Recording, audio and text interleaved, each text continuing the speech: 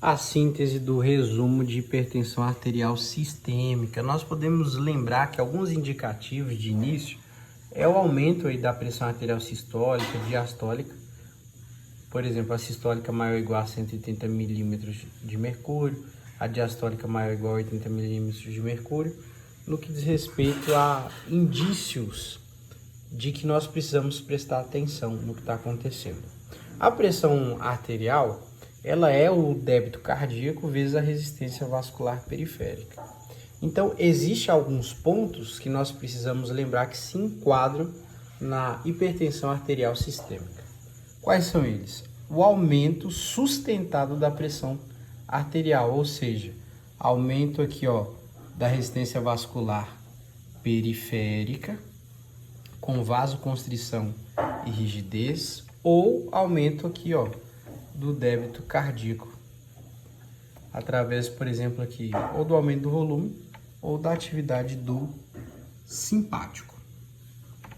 Nós temos também, falando sobre o simpático, sua hiperatividade, que vai estar relacionado aí com a frequência de contratilidade, com a B1, logo, também vamos falar da alfa-1, que aumenta a vasoconstrição, aumenta a pressão arterial. Vamos falar da beta-1, que vai ter um aumento de renina. Poxa, renina está super relacionado com o sistema renina-angiotensina-aldosterona.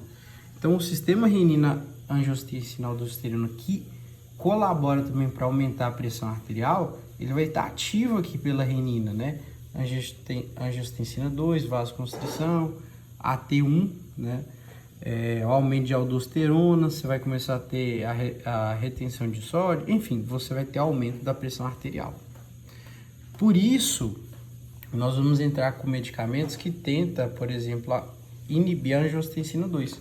Qual o problema da angiotensina 2? Ela realiza um remodelamento vascular e miocárdico, ou seja, ela cria o cenário perfeito para que esse paciente tenha a longo prazo e talvez para a vida toda hipertensão arterial sistêmica. Esse é o caso. Uma característica que é importante ser dita também é que geralmente o paciente com RAS, claro que tem muitas outras, tem síndrome obstrutiva do sono. Então é necessário fazer, por exemplo, uma polissonografia do sono para poder identificar isso, corrobora inclusive para esse cenário sistêmico da hipertensão arterial. Muito bem, qual é a forma de diagnosticar um indivíduo que tem RAS? Ele precisa ter pelo menos 2 alterações em momentos distintos. Quais alterações são essas? O aumento da resistência vascular periférica, o aumento do débito cardíaco, o aumento do volume intravascular, ou pode ter ocorrido alguns estresses crônicos, de maneira crônica, obesidade, apneia do sono, a apneia que mantém a ativação do simpático, vai ter aí o processo do sistema, a ativação aí do sistema renina-angiotensina-aldosterona, e tem os fatores moduladores, o genético, a idade, a etnia, a obesidade, a apneia do sono, a resistência à insulina própria de indivíduos obesos com diabetes, uma dieta rica em sódio, álcool e alguns fármacos vão colaborar para o indivíduo desenvolver a hipertensão arterial sistêmica. Beleza? Falando sobre hipertensão, nós sempre temos que lembrar da mascarada e da hipertensão do jaleco branco. A hipertensão do jaleco branco é aquele paciente que quando ele chega no consultório e vê o médico, a pressão dele vai às alturas, ele fica muito nervoso, nervosa. Então, no consultório, a pressão arterial está alta. Mas quando vai fazer o mapa, que é o teste de mapa, que vai acompanhar a pressão arterial desse indivíduo, vai perceber que a pressão arterial dele está normal. Então, o que é necessário fazer? Monitorar, porque pode evoluir para uma RAS sustentada, um aumento de pressão arterial sustentada. E isso porque pode se tornar crônico, ao passar do tempo. Agora, esse indivíduo precisa de mudança de estilo de vida. E 15 a 30% dos casos, com esse diagnóstico aqui inicial, com já o diagnóstico de hipertensão de jaleco branco, desenvolve o RAS, né? É importante monitorar de fato e colaborar, estimular e incentivar a mudança de estilo de vida. Na hipertensão mascarada é justamente o oposto. O paciente, quando chega no consultório, ele fica super tranquilo. Então a pressão arterial dele fica normal no consultório. Agora, quando coloca o mapa para acompanhar esse paciente no dia a dia, a pressão arterial dele vai às alturas. Então você já começa a tratar como um indivíduo hipertenso. Ele tem um risco similar à RAS sustentada.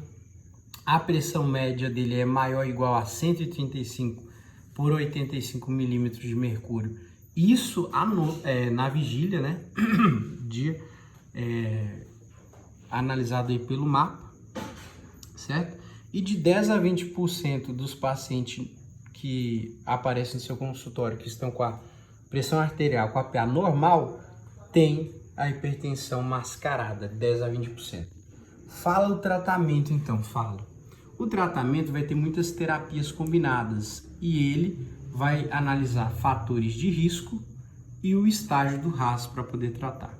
Então nós temos o risco moderado e o alto risco. No risco moderado, eu preciso ter 1 a 2 fatores de risco. No alto risco, eu preciso ter mais de 2 fatores. Simples assim, risco moderado 1 a 2, alto risco 3 para cima, tá bom? Tabagismo, dislipidemia, ser homem com maior de 55 anos, ser uma mulher com maior de 55 anos, ter uma idade maior que 65 anos, se for mulher, 55 homem, obesidade abdominal, sobrepeso, sedentarismo, fatores que nós já conhecemos aí que corroboram, né, para esse quadro de hipertensão arterial sistêmica. Agora, você vai utilizar beta-bloqueador? Você vai utilizar, mas é importante lembrar que pode causar fadiga e disfunção sexual. Então, o paciente chega, você começa a tratar essa querela e ele chega com disfunção sexual. Isso é importante avisar o paciente, né? Para ele ter mais qualidade de vida. Nós não vamos usar a primeira linha de medicamentos. Por quê? A primeira linha nós só vamos usar em casos muito específicos. Por exemplo, doença arterial coronariana, pós o infarto agudo do miocárdio, numa fibrilação arterial, numa insuficiência cardíaca, então você usa a primeira linha. Qual a primeira linha? São os tiazídicos, reabsorção de sódio, de cloro, lembra disso? Vai inibir essa absorção de sódio e cloro. Aí nós também temos aqui, ó, IECA, o BRA, o BCC que bloqueia canais de cálcio, né? Que está relacionado aí com o edema periférico, rubor, cefaleia, taquicardia, reflexo, né? É muito relacionado aí com o BCC. Agora, o BRA, né? Ele bloqueia os receptores AT1 da angiotensina 2. Ixi, tem um barulho ali, né? Mas eu acho que vai dar aqui, ó. O BRA, ele bloqueia receptores AT1 da angiotensina 2, né? E aqui, ó, eu até coloquei aqui, ó, vasoconstrição, ó. Lembra que sempre é a angiotensina 2, né, que vai causar esse remodelamento vascular, então todo mundo quer acabar com ela. O BRA bloqueia os receptores AT1 da angiotensina 2, o IECA pode gerar aí uma tosse seca pela ação da bradicinina.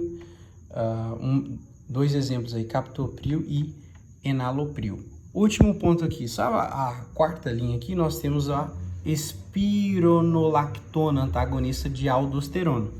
E um dos resultados é o hipercar e a ginecomastia. São consequências aí do uso dos antagonistas da aldosterona, como a espirolactona.